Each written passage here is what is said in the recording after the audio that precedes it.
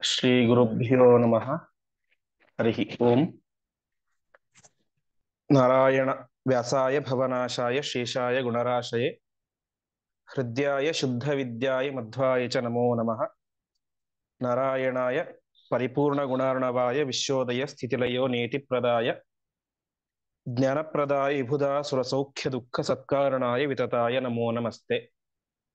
ಶ್ರೀ ಗುರುಭ್ಯೋ ನಮಃ. ಹರಿ ಓಂ. ಹಿಂದಿನ ಪಾಠದಲ್ಲಿ ನಾವು ನೋಡಿದಂತೆ 10ನೇ ಅಧ್ಯಾಯದಲ್ಲಿ ಪ್ರಾರಂಭದಲ್ಲಿ ವೇದವ್ಯಾಸ ದೇವರ ಅವತಾರದ ಬಗ್ಗೆ ನಾಂದಿಯ ವಿಚಾರ, ಅರ್ಥಾತ್ ವೇದವ್ಯಾಸ ದೇವರು ಅವತಾರ ಮಾಡಬೇಕು ಅಂತ ಎಲ್ಲ ದೇವಾನುದೇವತೆಗಳು ಕೂಡ ಹೋಗಿ ಪರಮಾತ್ಮನ ಹತ್ತಿರ ಪ್ರಾರ್ಥನೆ ಮಾಡ್ತಾ ಇದ್ದಾರೆ. ಆ ಪ್ರಾರ್ಥನೆ ಮಾಡುವ ಸಂದರ್ಭದಲ್ಲಿ ಹಿಂದೆ ಪರಮಾತ್ಮ ಮಾಡಿದಂತಹ ಒಂದು ದೊಡ್ಡ ಅನುಗ್ರಹವನ್ನ ಪರಮಾತ್ಮನ ಮುಂದೆ ಸ್ಮರಣೆ ಮಾಡ್ತಾ ಇದ್ದಾರೆ. ಪರಮಾತ್ಮನ ಸ್ತೋತ್ರ ಅಂದ್ರೆ ಪರಮಾತ್ಮನ ಗುಣಗಳನ್ನ ಚಿಂತನೆ ಮಾಡೋದು, ಪರಮಾತ್ಮ ಮಾಡಿದಂತಹ ಅನುಗ್ರಹಗಳ ಚಿಂತನೆ ಮಾಡೋದು. ಹಾಗಾಗಿ ಪರಮಾತ್ಮ ಸಮುದ್ರ ಮಥನ ಸಂದರ್ಭದಲ್ಲಿ ಮಾಡಿದಂತಹ ಒಂದು ವಿಶಿಷ್ಟವಾದಂತಹ ಅನುಗ್ರಹವನ್ನ ಎಲ್ಲ ದೇವಾನುದೇವತೆಗಳು ಕೂಡ ಸೇರಿಕೊಂಡು ಪರಮಾತ್ಮನ ಎದುರುಗಡೆ ಪ್ರಾರ್ಥನೆ ಮಾಡ್ತಾ ಇದ್ದಾರೆ. ಹೀಗೆ ಒಟ್ಟು ನಾವು 6 ಶ್ಲೋಕಗಳ ಚಿಂತನೆ ಮಾಡಿದ್ವಿ. ಇಂದಿನಿಂದ 7ನೇ ಶ್ಲೋಕ ಪ್ರಾರಂಭ ಆಗುತ್ತೆ. ಪುನಃ ಪರೀಕ್ಷದ್ಭಿಃ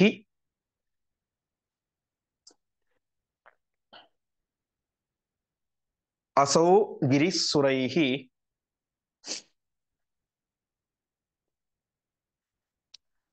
ಸಹಾಸುರೈಃ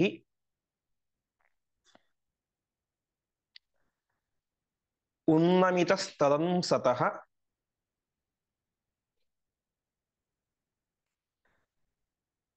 ವ್ಯಚೂರ್ಣಯತ್ ತಾನ್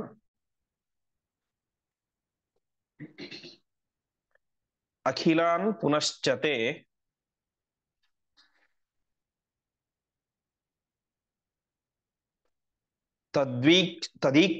ತ್ವದೀಕ್ಷಯಾ ಪೂರ್ವವತ್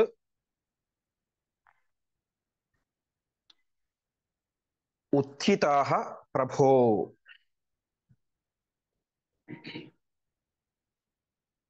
ಪದಚ್ಛೇದ.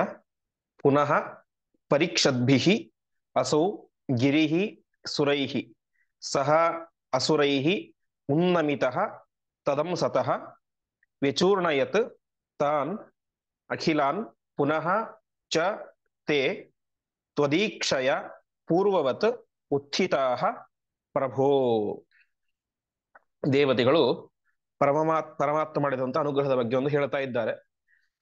ಹಿಂದೆನೆ ಹೇಳಿದಂತೆ ದೇವತೆಗಳು ಪರ್ವತವನ್ನ ಎತ್ತಬೇಕು ಅಂತ ಪ್ರಯತ್ನ ಮಾಡಿದರು, ಆದರೆ ಅದನ್ನ ಅಲುಗಾಡಿಸ್ಲಿಕ್ಕೆ ಕೂಡ ಸಾಧ್ಯ ಆಗಲಿಲ್ಲ.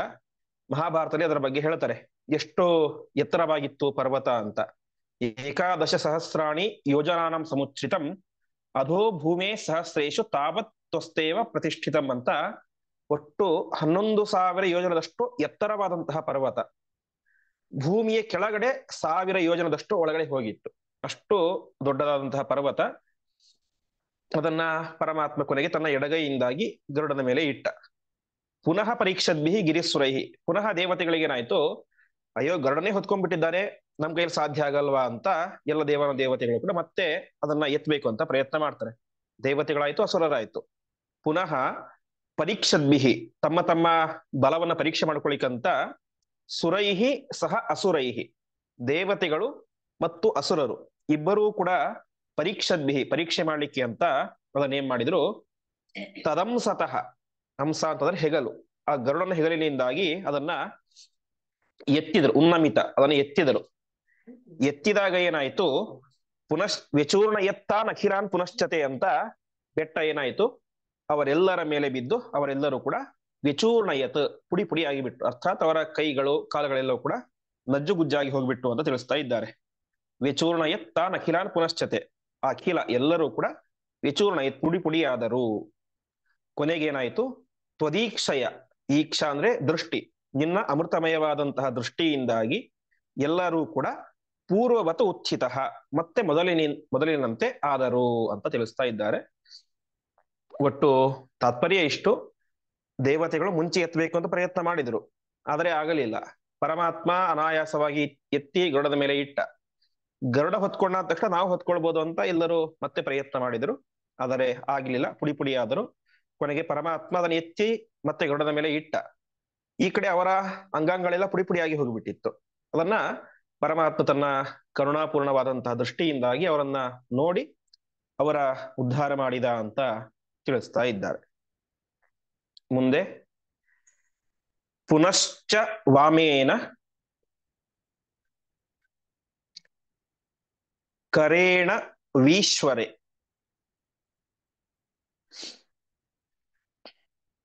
ನಿಧಾಯತಂ ಸ್ಕಂಧ ಗತಸ್ತ್ವಮಸ್ಯ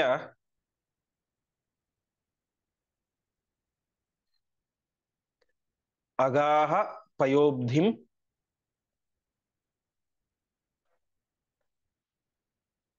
ಸಹಿತ ಸುರಾಸುರೈಃ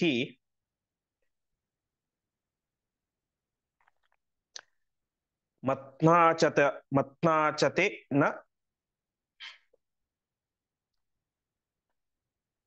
ಅಭಿಮತಾಭ್ಯಮತ್ನಾಃ. ಪದಚ್ಛೇದ. ಪುನಃ ಚ ವಾಮೇನ ಕರೇಣ ವೀಶ್ವರೆ ನಿಧಾಯ ತಂ ಸ್ಕಂಧಗತಃ ತ್ವಂ ಅಸ್ಯ ಅಗಾಹ ಪಯೋಬ್ಧಿಂ ಸಹಿತಃ ಸುರಾಸುರೈಃ ಮತ್ನ ಚ ತೇನ ಅಬ್ಧಿಂ ಅಥ ಅಪಿ ಅಮತ್ನಾಃ. ಸರಿ, ಮುಂದೇನಾಯಿತು? ಪುನಶ್ಚ ವಾಮೇನ, ನೀನೇನ್ ಮಾಡಿದಿ? ವಾಮಕರದಿಂದ, ಎಡಗೈಯಿಂದ ಆ ಒಂದು ಪರ್ವತವನ್ನ ಎತ್ತಿದಿ. ಎತ್ತಿ ಏನ್ ಮಾಡಿದಿ? ವೀಶ್ವರೇ ನಿಧಾಯ. ವೀಶ್ವರ ಅಂದ್ರೆ ಗರುಡ ಅಂತ. ಹಿಂದೆ ಅನೇಕ ಸಲ ಹೇಳಿದಂತೆ ವಿ ಶಬ್ದಕ್ಕೆ ಎರಡು ಅರ್ಥ, ಒಂದು ಗರುಡ ಅಂತ, ಒಂದು ಪರಮಾತ್ಮ ಅಂತ. ವಿ ಅಂದ್ರೆ ಗರುಡ, ವಿ ಅಂದ್ರೆ ಪಕ್ಷಿ ಅಂತ. ಪಕ್ಷಿ ಅಂತ ಒಂದು ಅರ್ಥ ಮತ್ತು ಪರಮಾತ್ಮ ಅಂತ ಒಂದು ಅರ್ಥ. ಸೊ ಇಲ್ಲಿ ವಿ ಅಂದ್ರೆ ಪಕ್ಷಿಗಳು. ಆ ಪಕ್ಷಿಗಳಿಗೆ ಈಶ್ವರ, ಒಡೆಯ ಯಾರು? ಗರುಡ, ಪಕ್ಷಿರಾಜ್. ಗರುಡನ ಮೇಲೆ ಅದನ್ನು ಸ್ಕಂದಗತಃ, ಸ್ಕಂದ ಅಂದ್ರೆ ಭುಜ, ಭುಜದ ಮೇಲೆ ಆ ಪರ್ವತವನ್ನು ನೀನು ಮತ್ತೆ ಇಟ್ಟಿ. ಮತ್ತೆ ಇಟ್ಟ ಮೇಲೆ ಸುರಾಸುರೈಹಿ ಸಹಿತ, ಎಲ್ಲ ದೇವತೆಗಳನ್ನ ಮತ್ತು ಅಸುರರನ್ನ ಕರೆದುಕೊಂಡು ಪಯೋಬ್ಧಿಂ ಅಗಾಹ, ಕ್ಷೀರ ಸಮುದ್ರಕ್ಕೆ ಅಗಾಹ, ಅಗಾಹ ಅಂದ್ರೆ ಬಂದಿ ಅಂತ ಅರ್ಥ, ಹೋದೆ ಅಂತ. ಮುಂದೆ ಏನ್ ಮಾಡಿದ್ರು? ಮತ್ನ ಅಚತೇನ, ಮತ್ನ ಅಂದ್ರೆ ಮಥನ, ಮಥನ ಮಾಡ್ಲಿಕ್ಕೆ ಯಾವುದು ಅನುಕೂಲವೋ ಅದು ಮತ್ನ ಅಂತ, ಅರ್ಥಾತ್ ಕಡಗೋಲು. ಆ ಕಡಗೋಲು ಯಾವುದು ಆಯ್ತು? ಮತ್ನ ಅಚತೇನ, ಕಡಗೋಲು ಅಂದ್ರೆ ಮಂದರ ಪರ್ವತ. ಆ ಮಂದರ ಪರ್ವತವನ್ನ ಅಲ್ಲಿ ಹೋಗಿ ಕಡಗೋಲನ್ನಾಗಿ ಮಾಡಿಕೊಂಡ್ರು ಅಂತ. ಅರ್ಥಾತ್ ಇಲ್ಲಿ ತನಕ ಬರೀ ಅದು ಹೆಗಲ ಮೇಲೆ ಇತ್ತು, ಅದನ್ನ ನಂತರ ಏನ್ ಮಾಡಿದ್ರು? ಸಮುದ್ರಕ್ಕೆ ಹಾಕಿದರು. ಸಮುದ್ರಕ್ಕೆ ಹಾಕಿದಾಗ ಏನಾಯ್ತು? ಅದು ಕಡಗೋಲಿನ ತರ ಆಯಿತು. ಕಡಗೋಲ ಆಗಿದ ಮೇಲೆ ತೇನ, ಆ ಕಡಗೋಲಿನಿಂದಾಗಿ ಅಬ್ಧಿಂ, ಆ ಸಮುದ್ರವನ್ನ ಅಮತ್ನಾಹ, ನೀನು ಕಡೆದೆ ಅಂತ ಹೀಗೆ ತಿಳಿಸ್ತಾ ಇದ್ದಾರೆ. ದೇವತೆಗಳ ಉದ್ಧಾರವೂ ಆಯಿತು, ಅವರ ಅಂಗಾಂಗಗಳು ಪುಡಿ ಪುಡಿಯಾಗಿ ಬಿಟ್ಟಿತ್ತು, ಅವರ ಉದ್ಧಾರವನ್ನು ಪರಮಾತ್ಮ ಮಾಡಿದ. ಈಗ ಪರ್ವತ ಎಲ್ಲಿದೆ? ಭೂಮಿಯ ಮೇಲೆ ಇದೆ. ಮತ್ತೆ ಎತ್ತಿದ, ಮತ್ತೆ ಎತ್ತಿ ಅದನ್ನೆಲ್ಲಿಟ್ಟ? ನೆಲದ ಮೇಲೆ ಇದ್ದಂತಹ ಪರ್ವತವನ್ನ ಗರುಡನ ಮೇಲೆ ಇಟ್ಟ. ಮತ್ತೆ ಕ್ಷೀರ ಸಮುದ್ರಕ್ಕೆ ಹೋದ, ಅಲ್ಲಿ ಸಮುದ್ರವನ್ನ ನೀನೇ ಕಡೆದಿ ಅಂತ ಹೇಳ್ತಾ ಇದ್ದಾರೆ. ಮುಂದೆ ಅದರ ಬಗ್ಗೆ ವಿಸ್ತಾರವಾಗಿ ಹೇಳ್ತಾರೆ. ಪರಮಾತ್ಮನೇ ಎಲ್ಲರ ಒಳಗಡೆ ಇದ್ದುಕೊಂಡು ಅದನ್ನು ಕಡೆದ ಅಂತ ಹೇಳ್ತಾರೆ. ಹೀಗೆ ಮಂದರ ಪರ್ವತದ ಒಂದು ಮಥನ, ಸಮುದ್ರ ಮಥನ ಪ್ರಾರಂಭ ಆಯಿತು. ಅನೇಕ ಕಡೆ ಇದರ ಬಗ್ಗೆ ಹೇಳ್ತಾರೆ ಪುರಾಣಗಳಲ್ಲಿ, ಅದರಲ್ಲೂ ವಿಶೇಷವಾಗಿ ವಿಷ್ಣು ಪುರಾಣದಲ್ಲಿ ಇದರ ಬಗ್ಗೆ ಹೇಳ್ತಾರೆ. ಅನೇಕ ರೀತಿಯಾದಂತಹ ಔಷಧಿಗಳನ್ನ, ಗಿಡಮೂಲಿಕೆಗಳನ್ನ, ರತ್ನಗಳನ್ನೆಲ್ಲ ಸಮುದ್ರಕ್ಕೆ ಹಾಕಿದರು. ಅದನ್ನು ಹಾಕಿ ಅದನ್ನ ಕಡಿಲಿಕ್ಕೆ ಅಂತ ಶುರು ಮಾಡಿದ್ರು ಅಂತ. ಕಡಿದಾಗ ಏನಾಯ್ತು ಅಂತ ತಿಳಿಸ್ತಾ ಇದ್ದಾರೆ. ಕೃತಶ್ಚ ಕದ್ರೋಹೋ ತನಯೋತ್ರ ವಾಸುಕಿ ನೇತ್ರಂ ತ್ವಯಾ ಕಶ್ಯಪಜಃ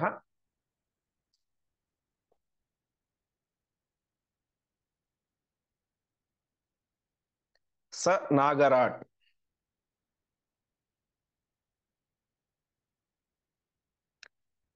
ಮಮಂಥುರಬ್ಧಿಂ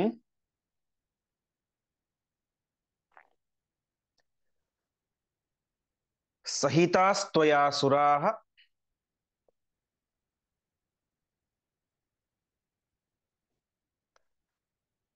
ಸಹಾಸುರಾಃ ದಿವ್ಯ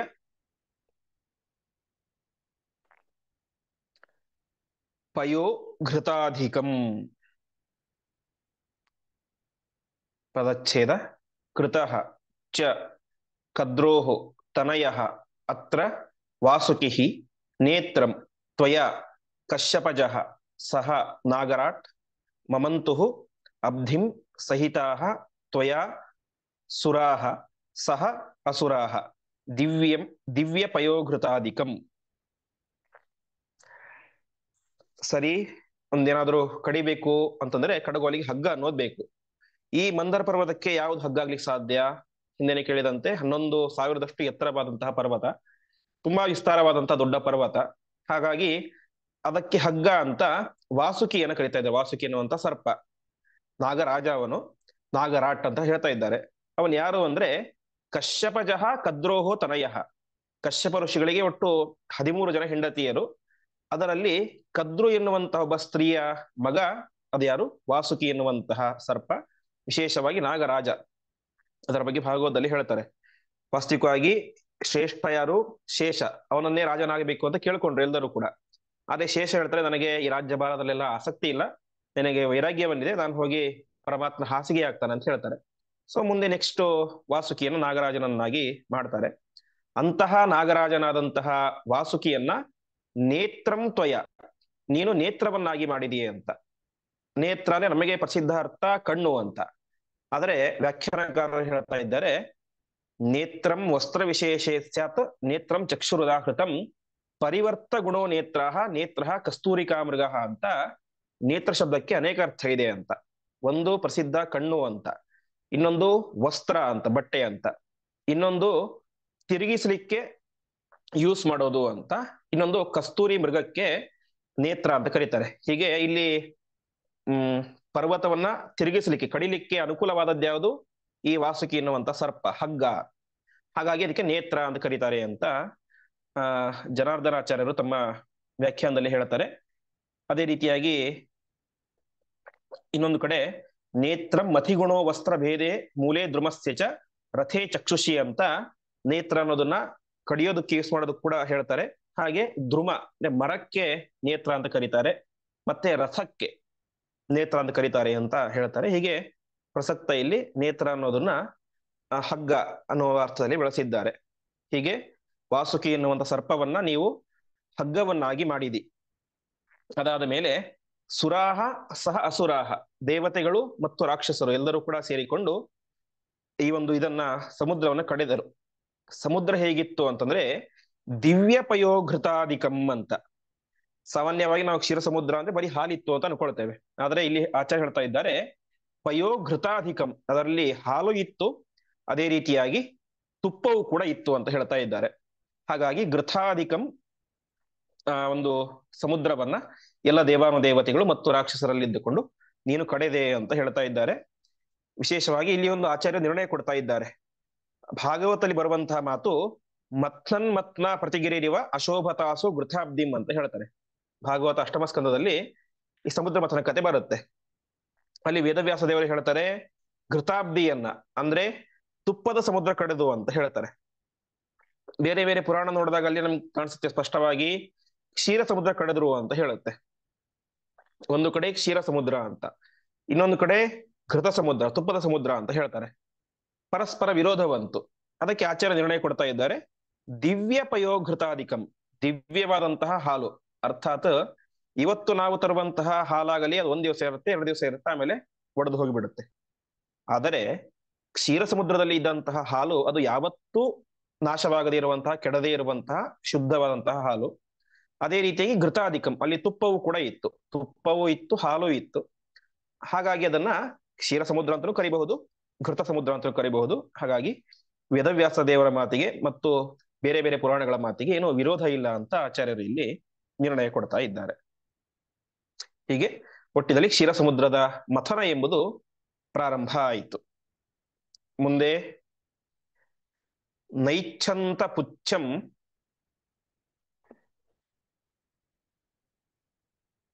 ದಿತಿಜಾಹ ಅಮಂಗಲಂ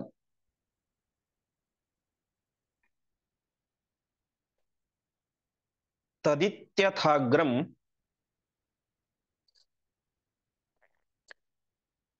ಜಗೃಹುರ್ ವಿಶೋಲ್ಬಣಂ.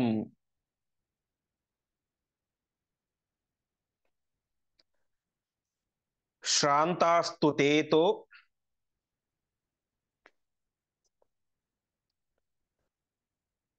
ವಿಬುಧಾಸ್ತು ಪುಚ್ಛಂ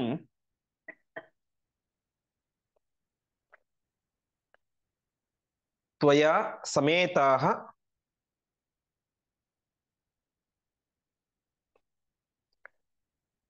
ಜಗೃಹುಸ್ತ್ವದಾಶ್ರಯಾಃ. ಪದಚ್ಛೇದ. ನ ಇಚ್ಛಂತ ಪುಚ್ಛಂ ದಿತಿಜಾಃ ಅಮಂಗಲಂ ತತ್ ಇತಿ ಅಥ ಅಗ್ರಂ ಜಗೃಹುಃ ವಿಶೋಲ್ಬಣಂ. ಶ್ರಾಂತಾಃ ತು ತೇ ಅತಃ ವಿಬುಧಾಃ ತು ಪುಚ್ಛಂ ತ್ವಯಾ ಸಮೇತಾಃ ಜಗೃಹುಃ ತ್ವದಾಶ್ರಯಾಃ ಅಂತ. ಸರಿ, ಏನೋ ಈ ಕಡೆ ಪ್ರಾರಂಭ ಆಯಿತು ಸಮುದ್ರ ಮಥನ. ಒಂದು ಕಡೆ ಹಾವಿನ ಬಾಲ ಇದೆ, ಇನ್ನೊಂದು ಕಡೆ ಹಾವಿನ ಮುಖ ಇದೆ, ಅದನ್ನ ಸರಿಯಾಗಿ ಗಂಟು ಹಾಕಿದ್ದಾರೆ. ಈಗ ಬಾಲ ಯಾರು ಹಿಡ್ಕೊಳ್ಬೇಕು ಮತ್ತೆ ಮುಖ ಯಾರು ಹಿಡ್ಕೊಳ್ಬೇಕು ಅಂತ ಗಲಾಟೆ ಪ್ರಾರಂಭ ಆಯಿತು. ಅದಕ್ಕೆ ಭಾಗವತದಲ್ಲಿ ತುಂಬಾ ಚೆನ್ನಾಗಿ ವರ್ಣನೆ ಮಾಡ್ತಾರೆ. ರಾಕ್ಷಸರು ಹೇಳ್ತಾರೆ, ನಾವು ಹಾವಿನ ಬಾಲ ಹಿಡ್ಕೊಳ್ಳಿಕ್ ಸಾಧ್ಯವೇ ಇಲ್ಲ ಅಂತ. ಯಾಕೆಂದ್ರೆ ನಾವೆಂಥವ್ರು, ಕಶ್ಯಪರ ಋಷಿಗಳಲ್ಲಿ ವಂಶದಲ್ಲಿ ಬಂದಂಥವ್ರು, ದೊಡ್ಡ ದೊಡ್ಡ ಜ್ಞಾನಿಗಳು ನಮ್ಮ ವಂಶದಲ್ಲಿ ಆಗಿ ಹೋಗಿದ್ದಾರೆ, ಅನೇಕ ಜನ ತಪಸ್ವಿಗಳು ಆಗಿ ಹೋಗಿದ್ದಾರೆ. ರಾಕ್ಷಸರು ದೈತ್ಯರು ಅಂದ ತಕ್ಷಣ ಅವ್ರು ತಪಸ್ ಮಾಡಿಲ್ಲ ಅಂತ ಅರ್ಥ ಅಲ್ಲ. ನಾವು ಹಿಂದೆ ರಾಮಾಯಣ ಭಾಗದಲ್ಲೂ ಅನೇಕ ಸಲ ಕೇಳಿದಂತೆ, ಎಲ್ಲರಿಗೂ ಬ್ರಹ್ಮದೇವರವರ, ಎಲ್ಲರಿಗೂ ರುದ್ರದೇವರವರ. ಅವರು ಹೊರ ಕೊಡ್ಬೇಕು ಅಂದ್ರೆ ಸುಮ್ಮನೆ ಸಾಮಾನ್ಯ ಏನೋ ಮಾಡಿದ್ರೆ ಸಾಕಾಗೋದಿಲ್ಲ, ದೀರ್ಘವಾದಂತಹ ತಪಸ್ಸು ಮಾಡಿದಾಗ ಮಾತ್ರ ಒಲಿಲಿಕ್ಕೆ ಸಾಧ್ಯ. ಹಾಗಾಗಿ ಅವ್ರು ಹೇಳ್ತಾರೆ, ರಾಕ್ಷಸರು ನಾವೆಲ್ಲರೂ ಕೂಡ ದೊಡ್ಡ ದೊಡ್ಡ ಜ್ಞಾನಿಗಳ ವಂಶದಲ್ಲಿ ಬಂದಂಥವ್ರು, ಹಾಗಾಗಿ ನಮಗೆ ಒಂದು ಗತ್ತು ಅನ್ನೋದಿದೆ. ಹಾಗಾಗಿ ನಾವು ಮುಖ ಹಿಡಿಯೋದಿಲ್ಲ, ಬಾಲ ಹಿಡಿಯೋದಿಲ್ಲ, ಮುಖ ಹಿಡಿತೇವೆ ಅಂತ. ಬಾಲ ಅದು ತುಚ್ಛವಾದದ್ದು, ಬಾಲ ಹಿಡಿದ್ರೆ ನಮ್ಮ ಮರ್ಯಾದೆ ಹೋಗುತ್ತೆ. ಹಾಗಾಗಿ ನಾವೇನ್ ಮಾಡೋದಿಲ್ಲ. ಅಮಂಗಲಂ ಪುಚ್ಛಂ ನೈಚ್ಛಂತ, ಬಾಲ ಅದು ಅಮಂಗಲವಾದದ್ದು, ನೀಚವಾದದ್ದು. ಹಾಗಾಗಿ ನಾವು ಬಾಲ ಹಿಡಿಯೋದಿಲ್ಲ, ನಾವೇನ್ ಹಿಡಿತೇವೆ, ಹಿಡಿದ್ರೆ ಮುಖವನ್ನೇ ಹಿಡಿದು ಮಾಡ್ತೇವೆ ಅಂತ ಹೇಳ್ತಾರೆ. ಆವಾಗ ಸರಿ ಅಂತ ಪರಮಾತ್ಮ ಒಂದು ಮಾತು ಹೇಳಿದ್ದ ದೇವತೆಗಳಿಗೆ, ನೀವು ರಾಕ್ಷಸರು ಏನ್ ಹೇಳಿದ್ರು ಕೂಡ ಅದಕ್ಕೆ ಓಕೆ ಅನ್ನಿ. ಯಾಕೆಂದ್ರೆ ನೀವು ಚಲೋ ಏನೋ ಗಲಾಟೆ ಮಾಡಿಬಿಟ್ಟೆ ಅವ್ರು ವಾಪಸ್ ಹೋಗ್ಬಿಡ್ತಾರೆ, ಮತ್ತೆ ನಿಮ್ಗೆ ಅಮೃತವೇ ಸಿಗೋದಿಲ್ಲ. ಹಾಗಾಗಿ ಅವ್ರು ಏನ್ ಹೇಳ್ತಾರೋ ಅದನ್ನ ಕೇಳಿ ಅಮೃತ ಅಂತೂ ನಿಮ್ಗೆ ಸಿಕ್ಕೇ ಸಿಗುತ್ತೆ ಅಂತ ಹೇಳ್ತಾರೆ ಪರಮಾತ್ಮ. ಹಾಗಾಗಿ ದೇವತೆಗಳು ಕೂಡ ಓಕೆ ಅಂತ ಒಪ್ಕೊಳ್ತಾರೆ. ಹೀಗೇನ್ ಮಾಡಿದ್ರು, ದಿತಿಜಾಹ ಅಮಂಗಲಂ ಪುಚ್ಛಂ ನೈಚ್ಛಂತ, ದೈತ್ಯರು ಅಮಂಗಲವಾದಂತಹ ಈ ಪುಚ್ಛ ಅರ್ಥಾತ್ ಬಾಲ ನಮಗೆ ಬೇಡ ಅಂತ ಹೇಳಿದ್ರು. ಸರಿ ಅಂತ ಹೇಳಿದಾಗ ವಿಶೋಲ್ಬಣಂ ಜಗೃಹು. ವಿಶೋಲ್ಬಣ ಅಂದ್ರೆ ಎಲ್ಲಿಂದ ವಿಷ ಹುಟ್ಟುತ್ತೋ ಅದು ವಿಶೋಲ್ಬಣ ಅಂತ. ವಿಷ ಎಲ್ಲಿ ಹುಟ್ಟುತ್ತೆ, ಬಾಯಲ್ಲಿ ಹುಟ್ಟುತ್ತೆ. ಹಾಗಾಗಿ ಬಾಯಿಂದ ಕೂಡಿದಂತಹ ಒಂದು ಮುಖವನ್ನ ಇವರು ಹಿಡ್ಕೊಂಡು ಶುರು ಮಾಡ್ತಾರೆ. ದೈತ್ಯರು ಮುಖ ಹಿಡ್ಕೊಳ್ತಾರೆ, ದೇವತೆಗಳು ಬಾಲ ಹಿಡ್ಕೊಳ್ತಾರೆ. ಅದರಿಂದ ಏನಾಯ್ತು, ಶಾಂತಾಸ್ತು ತೇತಃ, ಅವರೇನೋ ನಮಗೆ ಕೀರ್ತಿ ಬರ್ತಿ ಅಂತ ಹಿಡ್ಕೊಂಡ್ರು ಮುಖವನ್ನ, ಆದ್ರೆ ಅವ್ರಿಗೆ ಆಗಿದ್ದೇನು ಶಾಂತ, ದುಃಖವೇ ಆಯಿತು ಅಂತ. ಯಾಕೆಂತಂದ್ರೆ ಆ ಒಂದು ಸರ್ಪವನ್ನ, ವಾಸುಕಿನ ಸರ್ಪವನ್ನ ಒಂದು ಪರ್ವತಕ್ಕೆ ಕಟ್ಟಿ ಮಹಾ ಪರಾಕ್ರಮಿಗಳಾದಂತಹ ಈ ದೇವತೆಗಳು ದೈತ್ಯರು ಕೂಡಿಕೊಂಡು ಜೋರಾಗಿ ಎಳೆದರೆ ಅದರ ಗತಿ ಏನಾಗ್ಬೇಕು ಪಾಪ. ಹಾಗಾಗಿ ಏನಾಯ್ತು, ಕಡ್ದು ಕಡ್ದು ಕಡ್ದು ಅದರ ಹೊಟ್ಟೆಯಲ್ಲಿ ಇದ್ದಂತ ವಿಷವೆಲ್ಲ ಹೊರಗಡೆ ಬರ್ಲಿಕ್ಕೆ ಶುರುವಾಯ್ತು ಅಂತೆ. ಹೊರಗಡೆ ಬಂದ್ರೆ ಬಾಯಿಂದ ಹೊರಗಡೆ ಬರ್ತಾ ಇದೆ. ಯಾರ ಹತ್ರ ಹೋಗ್ಬೇಕು, ರಾಕ್ಷಸರ ಹತ್ರ ಹೋಗ್ಬೇಕು. ವಿಷ ಎಲ್ಲ ರಾಕ್ಷಸರ ಹತ್ರ ಬರ್ತಾ ಇದೆ. ಈಗ ನಾವು ಬಿಟ್ಟು ಬಾಲ ಹಿಡ್ಕೊಳ್ತಿದ್ದು ಹೇಳಲಿಕ್ಕೂ ಆಗೋದಿಲ್ಲ, ಯಾಕಂದ್ರೆ ಮರ್ಯಾದೆ ಪ್ರಶ್ನೆ. ಸುಮ್ಮನೆ ಇದ್ರು, ಅದರಿಂದ ಅವರಿಗೆ ಭಾರಿ ಆಯಾಸ ಆಯ್ತು ಅಂತ ಹೇಳ್ತಾ ಇದ್ದಾರೆ. ಭಾಗವತದಲ್ಲಿ ಹೇಳುವಂತೆ ಕೆಲವೊಬ್ಬರು ಮೂರ್ಛೆನೆ ಹೋಗ್ಬಿಟ್ರು ಅಂತೆ ಆ ವಿಷದ ಗಾಳಿಯ ಪ್ರಭಾವದಿಂದಾಗಿ. ಶಾಂತಾಸ್ತುತೇತಃ ವಿಬುಧಾಸ್ತು ಬುಚ್ಚಂ, ಅದರಿಂದ ಅವರಿಗೆ ಶಾಂತ ಆದ್ರು. ಶಾಂತ ಅಂತಂದ್ರೆ ಶ್ರಮ ಆಯ್ತು ಅಂತ. ಅದಕ್ಕೆ ನಾವು ಪದ ಕೇಳ್ತೇವೆ ವಿಶ್ರಾಂತಿ ಅಂತ. ಶಾಂತಿ ಯಾವಾಗ ಹೋಗುತ್ತೋ ಅದು ವಿಶ್ರಾಂತಿ ಅಂತ, ರೆಸ್ಟ್ ಅಂತ. ಅವಾಗ ನಮಗೆ ಆಯಾಸ ಪರಿಹಾರ ಆಗುತ್ತೆ. ಅವರಿಗೆ ತುಂಬಾ ದುಃಖ ಆಯಿತು. ವಿಬುಧಾಸ್ತು ಪುಚ್ಛಂ, ದೇವತೆಗಳಾಗ್ಬಾದ್ರೆ ಅವ್ರೇನು ಮಾಡ್ಲಿಲ್ಲ, ಮಾತಾಡ್ಲಿಲ್ಲ, ಆರಾಮಾಗಿ ಪುಚ್ಛವನ್ನ, ಬಾಲವನ್ನ ಹಿಡ್ಕೊಂಡ್ರು. ಹೀಗೆ ತ್ವಯಾ ಸಮೇತ ಜಗರ್ಹುಸ್ತ್ವದಾಶ್ರಯ ಅಂತ ದೇವತೆಗಳಿಗೆ ಏನಿತ್ತು, ನಿನ್ನ ಆಶ್ರಯ ಇತ್ತು, ನಿನ್ನ ವಿಶೇಷ ಅನುಗ್ರಹ ಇತ್ತು. ಹಾಗಾಗಿ ದೇವತೆಗಳಿಗೆ ಏನೂ ತೊಂದರೆಯಾಗಲಿಲ್ಲ. ನಿನ್ನನ್ನು ನಂಬದೇ ಇರುವಂತಹ ದೈತ್ಯರಿಗೆ ಭಾರಿ ದುಃಖ ಆಯಿತು ವಿಷದ ಗಾಳಿಯಿಂದ ಅಂತ ಹೇಳ್ತಾ ಇದ್ದಾರೆ. ಇನ್ನೂ ಭಾಗವತದಲ್ಲಿ ಹೇಳುವಂತೆ ಈ ಒಂದು ವಿಷದ ಗಾಳಿಯಿಂದ ಪ್ರಭಾವದಿಂದಾಗಿ ಮೇಲ್ಗಡೆ ಇದ್ದಂತಹ ಮೋಡಗಳೆಲ್ಲ ಸರಿದು ಹೋಗ್ಬಿಟ್ಟು ಅಂತೆ. ಸರಿದು ಹೋದ ಅವೇ ಮಾಡಿದ್ದು ದೇವತೆಗಳ ಮೇಲೆ ಬಂದು ಮಳೆ ಸುರಿಸ್ತಾ ಇದ್ದು ಅಂತ. ಈ ಕಡೆ ದೇವತೆಗಳಿಗೂ ಸ್ವಲ್ಪ ಶ್ರಮ ಆಗ್ತಾ ಇತ್ತು ಪರ್ವತ ಕಡಿಯೋದ್ರಿಂದಾಗಿ. ಮಳೆ ಬಂದು ಅವರಿಗೆ ಭಾರಿ ಆನಂದ ಆಯಿತು, ಶ್ರಮ ಪರಿಹಾರ ಆಯಿತು. ದೈತ್ಯರಿಗೆ ಎರಡೆರಡು ಶ್ರಮ, ಒಂದು ಕಡಿತಾ ಇರೋದು ದೊಡ್ಡ ಶ್ರಮ, ಅದರ ಜೊತೆಗೆ ವಿಷದ ಗಾಳಿ ಬೇರೆ. ಹೀಗೆ ನಿನ್ನನ್ನು ನಂಬಿದಂತಹ ದೇವತೆಗಳಿಗೆ ದುಃಖ ಆಗಲಿಲ್ಲ, ನಿನ್ನನ್ನು ನಂಬದೇ ಇರುವಂತಹ ದೈತ್ಯರಿಗೆ ದುಃಖ ಆಯಿತು, ಅವರು ಶಾಂತರಾದರು, ಅವರಿಗೆ ಭಾರಿ ಆಯಾಸ ಆಯಿತು ಅಂತ ತಿಳಿಸ್ತಾ ಇದ್ದಾರೆ. ಈ ಸಂದರ್ಭದಲ್ಲಿ ಆದಂತಹ ಒಂದು ಪರಮಾತ್ಮನ ದಿವ್ಯ ಅವತಾರ ಕೂರ್ಮಾವತಾರ, ಅದರ ಬಗ್ಗೆ ಆಚಾರ್ಯರು ಇಲ್ಲಿ ತಿಳಿಸ್ತಾ ಇದ್ದಾರೆ. ಅಥಾತಿ ಭಾರಾತ್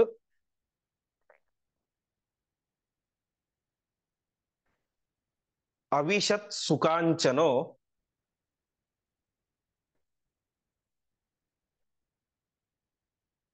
ಗಿರಿಸ್ಸ ಪಾತಾಳಂ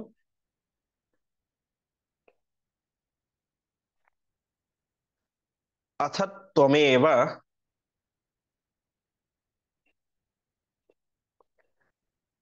ತಂ ಕಚ್ಚಪಾತ್ಮ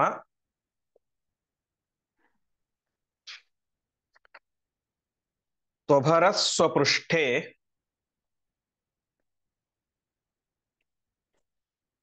ಹ್ಯನನ್ಯಧಾರ್ಯಂ ಪುರು ಲೀಲಯೈವ.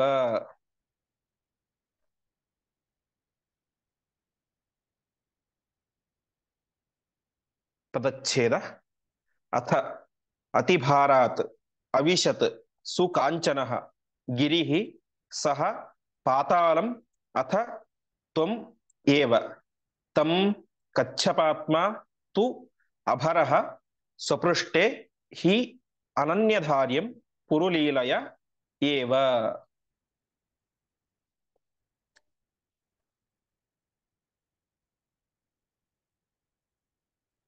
ಮುಂದೆ ಏನಾಯ್ತು ಅಂತ ತಿಳಿಸ್ತಾ ಇದ್ದಾರೆ. ಸಮುದ್ರಕ್ಕೂ ಕೂಡ ಒಂದು ಲಿಮಿಟ್ ಅಂತ ಇರುತ್ತೆ.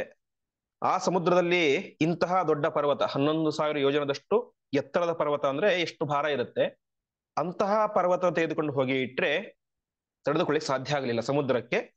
ಇದೇನಾಯ್ತು, ಮುಳುಗ್ಲಿಕ್ಕೆ ಪ್ರಾರಂಭ ಆಯ್ತು ಅಂತ ತಿಳಿಸ್ತಾ ಇದ್ದಾರೆ. ಅಥ ಅತಿ ಭಾರ, ಅತ್ಯಂತವಾದಂತ ಭಾರದಿಂದಾಗಿ ಸುಕಾಂಚನಃ ಗಿರಿಹಿ, ಅದು ಯಾವುದೋ ಕಲ್ಲಿನ ಮಣ್ಣಿನ ಪರ್ವತ ಅಲ್ಲ, ಸುಕಾಂಚನ ಬಂಗಾರದ ಪರ್ವತ, ಆ ಒಂದು ಮಂದರ ಪರ್ವತ ಅದೇನಾಯ್ತು, ಗಿರಿಹಿ ಪಾತಾಳ ಮಥತ್ವಮೇವ ಅಂತ ಕೆಳಗೆ ಜಾರ್ತಾ ಜಾರ್ತಾ ಜಾರ್ತಾ ಪಾತಾಳಕ್ಕೆ ಹೋಗಿಬಿಡ್ತು ಅಂತ ಹೇಳ್ತಾರೆ. ಪಾತಾಳಕ್ಕೆ ಅಂದ್ರೆ ಅತ್ಯಂತ ಕೆಳಗೆ ಹೋಯ್ತು ಅಂತ ಅರ್ಥ ಪ್ರಧಾನ.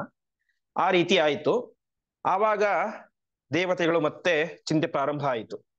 ಆವಾಗ ಅವ್ರೇನ್ ಮಾಡಿದ್ರು, ಮತ್ತೆ ನಿನ್ನನ್ನ ಪ್ರಾರ್ಥನೆ ಮಾಡಿದ್ರು, ನಾವೆಲ್ಲರೂ ಕೂಡ ನಿನ್ನನ್ನು ಸೇರಿ ಪ್ರಾರ್ಥನೆ ಮಾಡಿದ್ವಿ. ಆವಾಗ ನೀನೇನ್ ಮಾಡಿದಿ, ಕಚ್ಚಪಾತ್ಮ ಅಂತ. ಕಚ್ಚಪಾತ್ ಅಂದ್ರೆ ಈ ಆಮೆ ಅಂತ ಅರ್ಥ. ನೀನು ಆಮೆಯ ರೂಪದಿಂದ, ಕಚ್ಚಪಾತ್ಮ ಆಮೆಯ ರೂಪದಿಂದಾಗಿ ಅನನ್ಯಧಾರ್ಯಂ, ಬೇರೆಯವರಿಗೆ ಹೊರಲಿಕ್ಕೆ ಸಾಧ್ಯ ಇಲ್ಲ ಈ ಪರ್ವತವನ್ನ. ಹಿಂದಿನ ನಾವು ನೋಡಿದ್ವಿ, 2 ಸಲ ಆಯ್ತು, ಹೊತ್ಕೊಳ್ತೀವಿ ಅಂತ ಬಂದ್ರು ಅಲಗಾಡಿಸ್ಲಿಕ್ಕೂ ಸಾಧ್ಯ ಆಗ್ಲಿಲ್ಲ. ಮತ್ತೆ ಗರುಡನ ಹೆಗಲ ಮೇಲೆ ಇಟ್ಟ ಮೇಲೆ ಇನ್ನೊಂದ್ಸಲ ಬಂದು ಹೊತ್ಕೊಳ್ತೀವಿ ಅಂತ ಪುಡಿ ಪುಡಿ ಆಗ್ಬಿಟ್ರು. ಹಾಗಾಗಿ ಅಷ್ಟು ಜನ ಸೇರಿಕೊಂಡರೂ ಕೂಡ ಹೊತ್ತಲಿಕ್ಕೆ ಸಾಧ್ಯವಾಗದೆ ಇರುವಂತಹ ಪರ್ವತವನ್ನ ನೀನೇ ಮಾಡಿದಿ ಪುರುಲೀಲಯ, ಭಾರೀ ಲೀಲೆಯಿಂದ ಅತ್ಯಂತ ಅನಾಯಾಸವಾಗಿ ನೀನು ಅದನ್ನ ಸ್ವಪೃಷ್ಠೆ, ನಿನ್ನ ಬೆನ್ನ ಮೇಲೆ ಅದನ್ನ ಅಭರಹ ಹೊತ್ತುಕೊಂಡೆ ಅಂತ ಹೇಳ್ತಾ ಇದ್ದಾರೆ. ಹೀಗೆ ಈ ಸಂದರ್ಭದಲ್ಲಿ ಪರಮಾತ್ಮನ ಒಂದು ನಾವು ದಶಾವತಾರಗಳಲ್ಲಿ ಕೇಳುವಂತಹ 2ನೇ ಅವತಾರ ಕೂರ್ಮಾವತಾರ. ಆ ರೀತಿಯಾಗಿ ಪರಮಾತ್ಮ ಕೂರ್ಮ ರೂಪದಿಂದಾಗಿ ಆ ಪರ್ವತವನ್ನು ಹೊತ್ತುಕೊಂಡ ಅಂತ ಹೇಳ್ತಾ ಇದ್ದಾರೆ. ಭಾಗವತದಲ್ಲಿ ಹೇಳ್ತಾರೆ, ಉರುಲೀಲಯ ಅಂತಂದ್ರೆ ಪರಮಾತ್ಮ ಅಷ್ಟು ದೊಡ್ಡ ಪರ್ವತ ಹೊತ್ತುಕೊಂಡ, ಅವನಿಗೇನಾದ್ರು ನೋವಾಯ್ತಾ ಅಂತ ಹೇಳಿದ್ರೆ ಅದಕ್ಕೆ ಹೇಳ್ತಾ ಇದ್ದಾರೆ, ಹೇಗೆ ನಮಗೆ ಸ್ವಲ್ಪ ಯಾರಾದ್ರೂ ಬೆನ್ನು ತುರಿಸಿದ್ರೆ ಸುಖ ಆಗುತ್ತೆ, ಆರಾಮ ಅಂತ ಅನ್ಸುತ್ತೆ, ಹಾಗೆ ಅಷ್ಟು ದೊಡ್ಡ ಪರ್ವತವನ್ನ ಪರಮಾತ್ಮನ ಬೆನ್ನ ಮೇಲೆ ಇಟ್ಟು ಕಡೆದರೆ ಪರಮಾತ್ಮನಿಗೆ ಭಾರಿ ಸುಖ ಆಯ್ತು ಅಂತ ಹೇಳ್ತಾ ಇದ್ದಾರೆ. ಪರಮಾತ್ಮನಿಗೆ ಏನೂ ದುಃಖ ಆಗ್ಲಿಲ್ಲ, ಏನೂ ಶ್ರಮ ಆಗ್ಲಿಲ್ಲ, ಪರಮಾತ್ಮ ಲೀಲೆಯಿಂದ ಅನಾಯಾಸವಾಗಿ ಬೆನ್ನನ್ನು ಹೊತ್ತುಕೊಂಡ, ಅವನಿಗೆ ಇನ್ನೂ ಆನಂದವೇ ಆಯ್ತು ಹೊರತು ಏನು ಕಡಿಮೆ ಆಗಲಿಲ್ಲ ಅಂತ. ಹೀಗೆ ಪರಮಾತ್ಮ ಆ ದೇವತೆಗಳ ಉದ್ಧಾರಕ್ಕೋಸ್ಕರ ಕೂರ್ಮ ರೂಪವನ್ನು ತಾನು ತಾಳಿ ಅದನ್ನ ಹೊತ್ತುಕೊಳ್ತಾನೆ. ಇಡೀ ಬ್ರಹ್ಮಾಂಡವನ್ನೇ ಪರಮಾತ್ಮ ಕೂರ್ಮ ರೂಪದಲ್ಲಿ ಹೊತ್ತುಕೊಂಡಿದ್ದಾನೆ. ಅದರಲ್ಲೂ ವಿಶೇಷವಾಗಿ ಇನ್ನೊಂದು ರೂಪವನ್ನು ಧಾರಣೆ ಮಾಡಿಕೊಂಡು ಆ ಮಂದರ ಪರ್ವತವನ್ನ ಹೊತ್ತುಕೊಂಡು ಅದು ಚೆನ್ನಾಗಿ ಮಥನ ಆಗುವಂತೆ, ಕಡಿಯುವಂತೆ ಅನುಗ್ರಹ ಮಾಡಿದ ಅಂತ. ಮುಂದೆ ಉಪರಿ ಯಧಶ್ಚಾತ್ಮನಿ ನೇತ್ರ ಗೋತ್ರಯೋ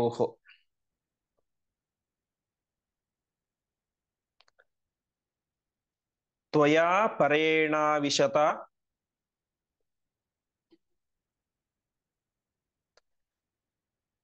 ಸಮೇಧಿತಃ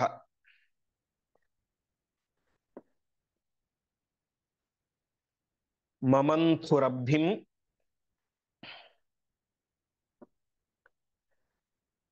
ತರಸಾ ಮದೋತ್ಕಟಾಃ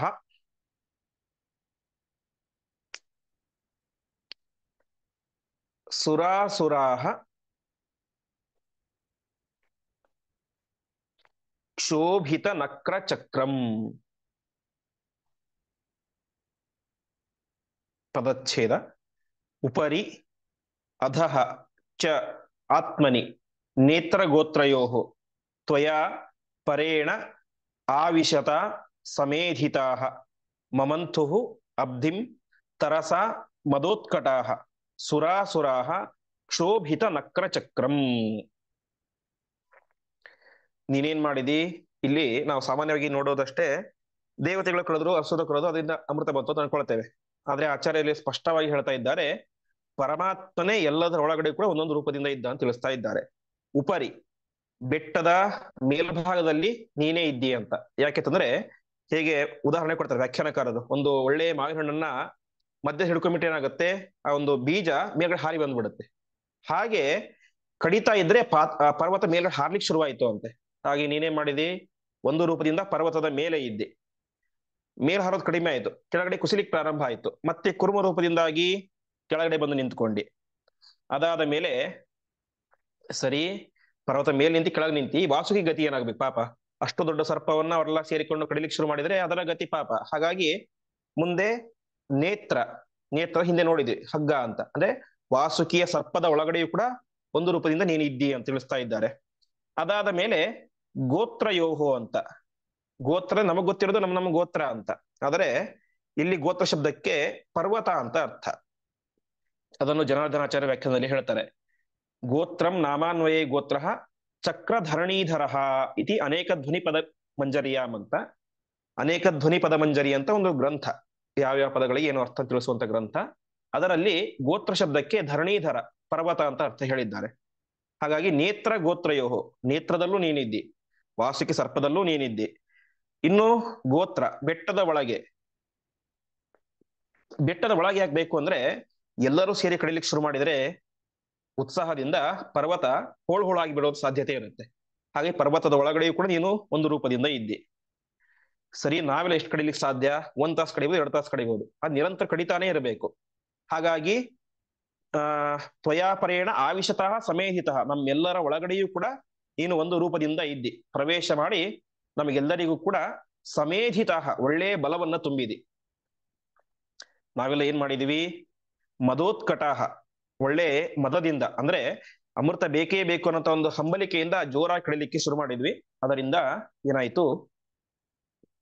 ಸುರಾಸುರಾಹ ಕ್ಷೋಭಿತ ನಕ್ರಚಕ್ರಂ ಮಮಂತು ರಬ್ಧಿಂ. ಹೀಗೆ ದೇವತೆಗಳಿಗೂ ಮದ ಬಂತು, ಅರ್ಥ ಅಮೃತ ಬೇಕು ಬೇಕು ಬೇಕು ಅಂತ. ಈ ಕಡೆ ರಾಕ್ಷಸರಿಗೂ ಅದು ಇತ್ತು. ಹೀಗೆ ಇಬ್ಬರು ಕೂಡ ಸೇರಿಕೊಂಡು ತರಸ, ಭಾರೀ ವೇಗದಿಂದ ಅದನ್ನು ಕಡಿತಾ ಇರಬೇಕಾದ್ರೆ ಸಮುದ್ರ ಏನಾಯ್ತು? ಕ್ಷೋಭಿತ ನಕ್ರಚಕ್ರಂ. ಸಮುದ್ರದಲ್ಲಿ ಇದ್ದಂತಹ ನಕ್ರ, ನಕ್ರ ಶಬ್ದಕ್ಕೆ ವಾಸ್ತವಿಕವಾಗಿ ಒಂದೇ ಮೊಸಳೆ ಅಂತ ಅರ್ಥ. ಇನ್ನೊಂದು ಅರ್ಥ ಎಲ್ಲ ಜಲಚರ ಪ್ರಾಣಿಗಳಿಗೆ, ನೀರಿನಲ್ಲಿ ಇರುವಂತಹ ಎಲ್ಲ ಪ್ರಾಣಿಗಳಿಗೂ ಕೂಡ ನಕ್ರ ಅಂತ ಇನ್ನೊಂದು ಸಲ ಕರೀತಾರೆ. ಹೀಗೆ ನಕ್ರ ಚಕ್ರ, ನಕ್ರ ಅಂದ್ರೆ ಜಲಚರಗಳು, ಚಕ್ರ ಅಂದ್ರೆ ಸಮೂಹ, ಗುಂಪು. ಅರ್ಥಾತ್ ಎಲ್ಲ ಜಲಚರ ಪ್ರಾಣಿಗಳು ಕೂಡ ಏನಾಯ್ತು? ಶೋಭೆಗೊಳಗಾಗ್ಬಿಟ್ಟು ಏನಾಗ್ತದೆ ಅಂದ್ರೆ ಅವರಿಗೆ ಗಾಬರಿ ಆಯ್ತು ಒಂದ್ಸಲ. ಹೇಗೆ ನಾವು ರಾಮಾಯಣದ ಭಾಗದ ಸುಂದರಕಾಂಡದಲ್ಲಿ ಕೇಳಿದ್ವಿ, ಹನುಮಂತ ಸಮುದ್ರವನ್ನು ಹಾರಲಿಕ್ಕೆ ಶುರು ಮಾಡಿದರೆ ಚುಕ್ಷೋಭವಾರಿದ ನೀವು ಪ್ರಯೋಚ ಶೀಘ್ರಂ ಅಂತ ಇದ್ದಂತಹ ಎಲ್ಲ ಪ್ರಾಣಿಗಳು ಕೂಡ ಶೋಭೆಗೊಳಗಾದು ಆ ಕಡೆ ಈ ಕಡೆ ಆಗ್ಬಿಟ್ಟು ಅಂತ ಕೇಳ್ತೇವೆ. ಹಾಗೆ ಇಷ್ಟು ದೊಡ್ಡ ಪರ್ವತವನ್ನ ಸಮುದ್ರದಲ್ಲಿ ಹಾಕಿ ಕಡಿಲಿಕ್ಕೆ ಶುರು ಮಾಡಿದಾಗ ಎಲ್ಲ ಜಲಚರ ಪ್ರಾಣಿಗಳು ಕೂಡ ಶೋಭೆಗೊಳಗಾದು ಅಂತ ಕರಿತಾ ಇದ್ದಾರೆ. ಅಷ್ಟಾದ್ರೂ ಅವರೇನ್ ಬಿಡ್ಲಿಲ್ಲ.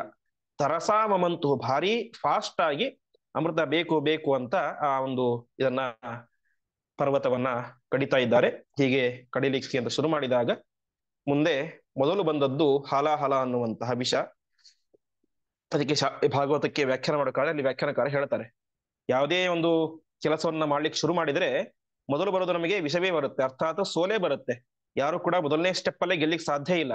ಆದರೆ ನಿರಂತರವಾಗಿ ಅದನ್ನ ಬಿಡದೆ ಪ್ರಯತ್ನ ಮಾಡ್ತಾ ಮಾಡ್ತಾ ಹೋದಾಗ ಕೊನೆಗೆ ನಮಗೆ ಹೇಗೆ ದೇವತೆಗಳಿಗೆ ಅಮೃತ ಸಿಕ್ತೋ ಅದೇ ರೀತಿಯಾಗಿ ನಮಗೂ ಕೂಡ ಗೆಲುವನ್ನು ಸಿಕ್ಕೇ ಸಿಗುತ್ತೆ ಅಂತ ಭಾಗವತದಲ್ಲಿ ವ್ಯಾಖ್ಯಾನದಲ್ಲಿ ತಿಳಿಸ್ತಾರೆ. ಹೀಗೆ ಅಮೃತ ಮಥನ ಪ್ರಾರಂಭ ಆಯಿತು. ಪ್ರಾರಂಭದಲ್ಲಿ ಪರಮಾತ್ಮನ ಕೂರ್ಮ ಎನ್ನುವಂತಹ ಅವತಾರದಿಂದಾಗಿ ಪರಮಾತ್ಮ ಪರ್ವತವನ್ನ ಹೊತ್ತುಕೊಂಡ. ಅದೇ ರೀತಿಯಾಗಿ ಎಲ್ಲರ ಒಳಗಡೆಯೂ ಒಂದೊಂದು ರೂಪದಿಂದ ಪ್ರವೇಶ ಮಾಡಿದ. ಹಗ್ಗದಲ್ಲಿ, ಪರ್ವತದಲ್ಲಿ, ಸಮುದ್ರದಲ್ಲಿ, ದೇವತೆಗಳಲ್ಲಿ, ದೈತ್ಯರಲ್ಲಿ, ಪರ್ವತದ ಮೇಲೆ, ಕೆಳಗೆ, ಒಳಗಡೆ, ಹೀಗೆ ಎಲ್ಲ ಕಡೆಯಿಂದ ಪ್ರವೇಶ ಮಾಡಿ ಹೆಸರಿಗೆ ಮಾತ್ರ ಸಮುದ್ರ ಮಥನ ಮಾಡಿದ್ಯಾರು? ದೇವತೆಗಳು ಮತ್ತು ದೈತ್ಯರು. ಆದರೆ ವಾಸ್ತವಿಕವಾಗಿ ಎಲ್ಲ ರೀತಿಯಿಂದಲೂ ಕೂಡ ಅಲ್ಲಿ ಸಮುದ್ರ ಮಥನ ಮಾಡಿದ್ದು ಪ್ರಧಾನವಾಗಿ ಪರಮಾತ್ಮ ಅಂತ ತಿಳಿಸ್ತಾ ಇದ್ದಾರೆ. ಮತ್ತೆ ನಾಳೆ 13ನೇ ಶ್ಲೋಕದಿಂದಾಗಿ ಚಿಂತನೆ ಮಾಡೋಣ ಎಂಬುದಾಗಿ ಹೇಳುತ್ತಾ ಇಂದಿನ ಪಾಠವನ್ನ ಶ್ರೀಕೃಷ್ಣಾರ್ಪಣಮಸ್ತು. ಆಚಾರ್ಯ ನಮಸ್ಕಾರ.